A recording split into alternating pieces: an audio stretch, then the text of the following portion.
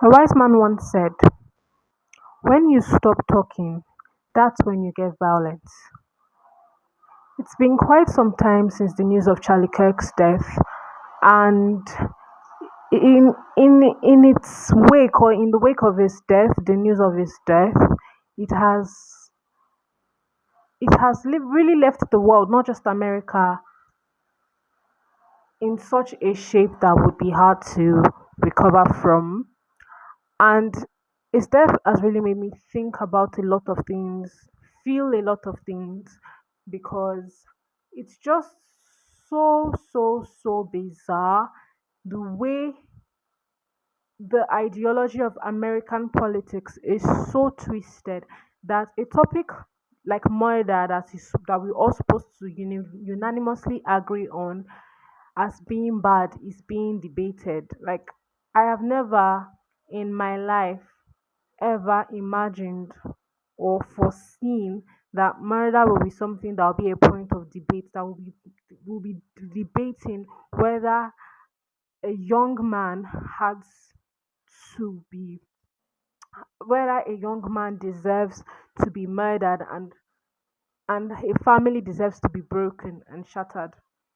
And to be honest, I wasn't actually planning on even talking on the Charlie Kirk's case because it has received so much coverage already. So many people have talked on the matter, and I felt like there was nothing else for me to bring. Like, and I really felt like I should just stay away from the internet because the amount of hate that I was seeing was influencing me. I was feeling so much, too much that I shouldn't. So I didn't even feel like I should even be in this fair. But when I thought about it, it really just made me think, why? Why? Why is the political climate of America so toxic that you do not care for the death of a man, or the feelings you do have about it are feelings of celebration? Why would such a thing happen? And when I was being busy researching, because I genuinely wanted to restore my faith in humanity, I wanted to be proven wrong. I wanted people to let me know that I don't know, but I just really needed something away from all this. Like, I needed an explanation, something tangible to explain the confusion I was feeling. And in all the old research, I stumbled upon a phenomenon, or just like something known as imagined otherness. Okay. And before I really like go into what imagined otherness is, or what I want to say about it in general, it's just that ever since Charlie Kirk's death, the reactions to it have either been people spreading lies about a dead man, justifying his murder, and debating on the political identity of the murderer. Like, murder should not be a political issue. This is 2025. Murder should not be a political issue. And it's just so fun because a lot of hate has been showcased.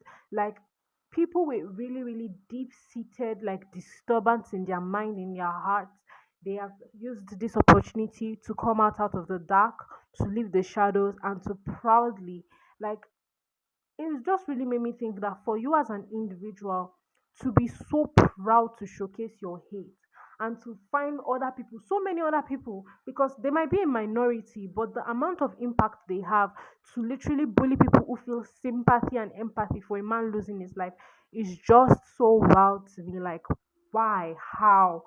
And I feel like even the topic of imagined otherness is just my own coping mechanism to try to explain the sheer amount of inhumanity that as shown in this past week. And when I like, what is imagined otherness? I'm going to just read straight from my notes. Now, sorry, I don't know what's wrong with me.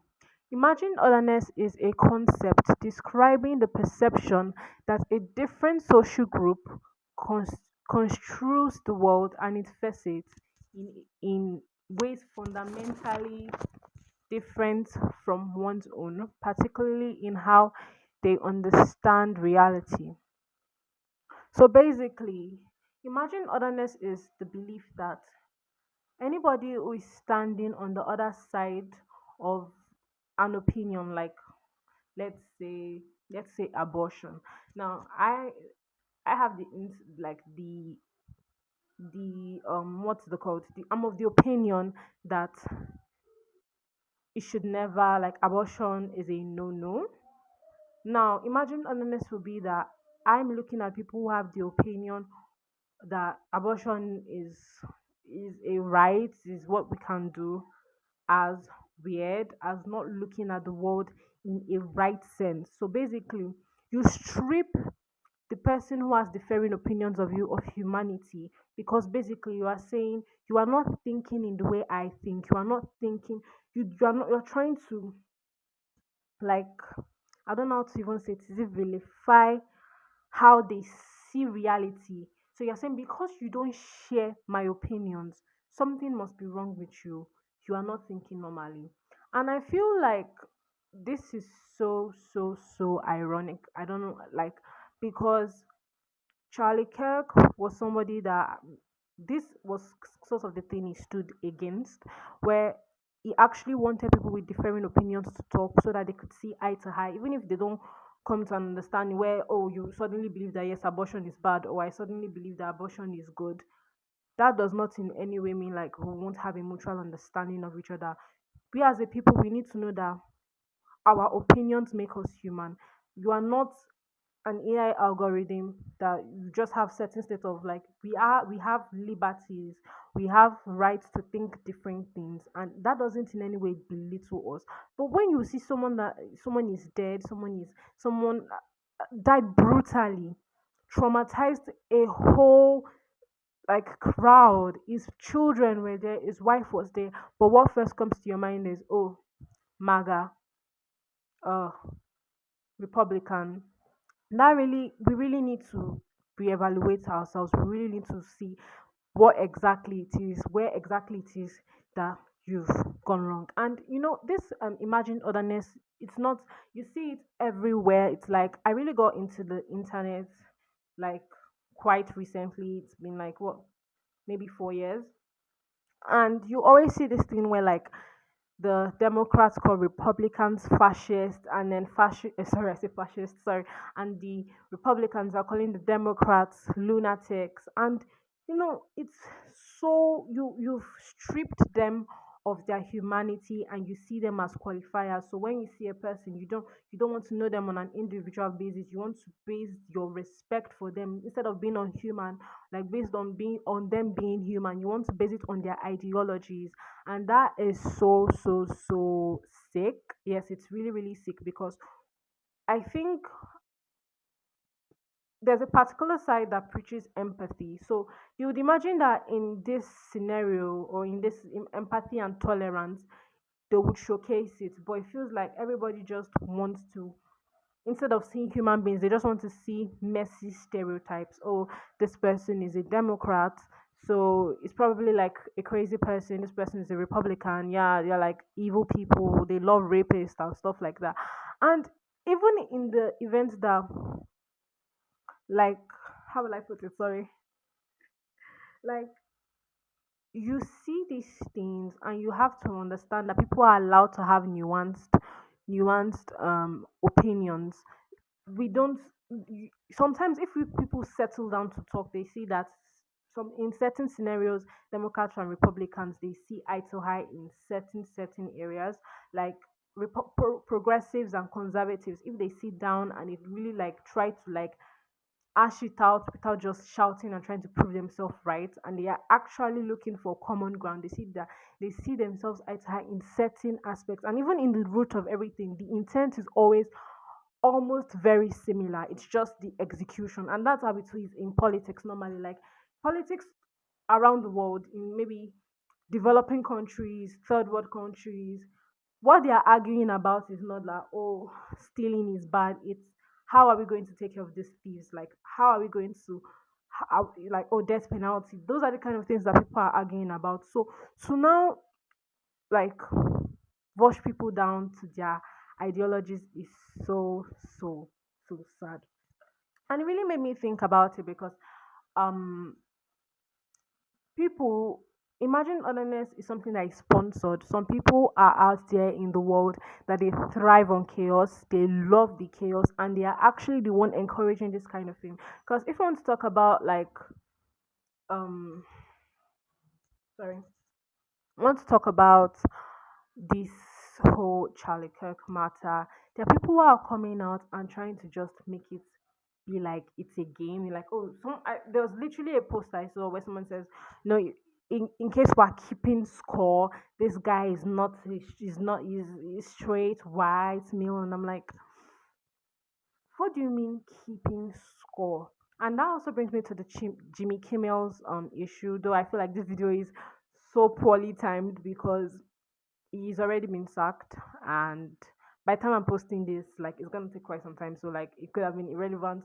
But you see that people are saying that the whole Jimmy Kimmel's matter was so blown out of proportion, and that is open for debate. Yes, I mean in some aspect I feel like maybe they shouldn't have cancelled the show, but I would still say that Jimmy Kimmel was wrong on so many levels because you are, I don't know, will I say he's a journalist, but he's a talk show host. Lots of people watch his videos. So you cannot tell me that you didn't know that at the time where he was filming this shoot or filming this episode or whatever you call it, that the Utah government had already come out to say that Tyler Robinson was a leftist dating a trans roommate. So you cannot like make that up. Like there had been evidence showcasing that this murderer acted on differences of opinion. So to now come out on stage and try and make it seem like, oh, these people, you are literally defaming them, and I feel like that's just it. And he knew for it, like, I'm waffling so much. But basically, what I'm trying to say is there was really no need for him to come out and make a comment on such a sensitive matter and use it as a bit. That was really, really insensitive. And is like, Amala Kwenobi said something where she said, Jimmy Kimmel is a propagandist, and I stand by that. I'm like, yes, girl, yes, he's a propagandist, and there's nothing you can't convince me otherwise. So basically, next thing I want to go into is imagine otherness is sponsored by the media. Yes, the media is playing such a role. Like the mainstream media can be so misleading in what they do, because obviously each person stands for one thing or the other. They are fighting against another ideology, but sometimes journalism has been so compromised that people paint pictures, they manipulate stories to fit their own propaganda, and that has caused so many like things. Like you come out on the internet and people are saying, oh, Charlie Kirk deserves to die because he said he's racist, because the media said he's racist, because some random influencer, some rather social media person said so. People do not take their time to actually fact check things. They don't take their time to sit down and watch videos. And they also, it's like when they actually do watch videos, they are not even trying to, they are actually looking for fault. They're not trying to think for the other person's perspective. The media has fed so much hate. They are saying that, oh, this guy is so full of hate, but the amount of hatred that comes out, you see, the it's really sad what the media is doing. And you also look at their lazy people. Now, this is also because like there are people who see this news and don't bother to fact check them. They see, especially Reddit. I was on Reddit this morning, and when I tell you that I was sad for the future of this generation, I do not kid you. The amount of misinformation that's just going around, and the people with their little like algorithm bubbles just eating it up, not even bothering to go out and research by themselves. Like genuinely research, the kind of research I do for videos is not so onerous. It's really not. You can just literally do a Google search. You can cross check like two or three articles, fact check things. But no, everybody just wants to go on word of mouth. And the thing about word of mouth is there will always be bias in storytelling, and then things will always be either like removed or added. There's never really like whenever you're getting first hand, second hand, third hand, fourth hand, 100 hand information, there's never really 100% accurate information. So why don't you go by yourself to the original source? Like, guys, BFFR. Ah, and another thing that made me like really think, because I'll say that America is in really dark times. There are people that have like evil motives. There are people that feed on chaos, they feed on distrust. Because why would you come online and bring out quotes like, Stephen King, I see you. Stephen King, I see. Why would you come online and say this dead man that cannot defend himself? Even when he was alive, they were lying against him. So maybe he's not all that new. But this man said this, that. And you that you are saying it, you watch the full video. You know what he said. So why exactly do you thrive on spreading misinformation? Why? See, there's no way to think about it. These people are evil. You are out here sharing misinformation to people who will not even be bothered to fact check it. And you will know that even in this thing, you had a hand to play in it. Those of you, because there's somebody, the person that originally shared that like misinformation, he said, "Oh, black people are this civil rights acts." You cannot tell me that in your heart of hearts, in your mind of mind, you did not know what he meant. You knew what he meant, but you still went ahead and decided to spread misinformation. Why? Think about it. Why do they do this? Like, sometimes I want to give people the benefit of the doubt that they really just think the other person is wrong. But I've come to believe that there are people out there that are they are agents of chaos. They are agents of strife. They don't just like when things are calm. They want people to fight. They want people to fight. They love chaos so much. They hate unity. They want to just strike disunity. It is really sad what it has come to. And you that you are watching, like, genuinely, like, obviously I'm not American, so I don't think I'm going to. I said obviously, like, oh, didn't you hear me talk? Like, that was not an American accent. But I'm not an American, but at least I follow American politics because genuinely it's so much interesting. Yes, it's so interesting. And if I were American, or if somebody asks me, are you progressive or conservative? Because of my upbringing, because of my beliefs and my values, I'll say I'm conservative. But I do not agree with every single conservative idea out there. And I don't agree with every single conservative um influencer out there. Like, I don't want to call names, but there are certain like conservatives that actually understand what they are saying, but I do not like their approach at all. I don't vibe with them. Like, I'm not like, if I watch their videos, I'm just like, oh my god, this person swears so much. I'm not doing this. Like, no, this person is so aggressive. No, and it's not like I hate them. It's just I don't just want to be in their space, and it's so easy. I just leave the video. I just save my data and leave the video. So, and I think I have that level of, will I say, intelligence and maturity to when I watch or listen or read something. I have that intelligence and maturity to actually think, ruminate on it, I make my own decision on what I think. I look at the facts and then make a decision. I don't wait for somebody to regurgitate facts for me, or like I think on them by myself. And that's my word to anybody that is watching today. Is there a particular person that you go to for your information? Because it's been said now that mainstream media outlets are not reliable. People focus, they rely on YouTube for news. You can't just take everything. It is not for the journalists, it's not for them to tell you what to think, it's for them to tell you the facts. You will decide what you want to think. That is the truth. So if you're out there and you're watching, beware of whoever, conservative, liberal, progressive, Democrats, Republican, beware. Beware, because there are people out there that thrive on strife. There are people out there that love chaos and they want to use you as pawns. They are so bored. Netflix is not doing it again for them. They want to turn the world to an actual soap opera. So I guess that's all I can say. Think for yourself, guys. Reevaluate, where exactly do I stand? This is time for you to reflect.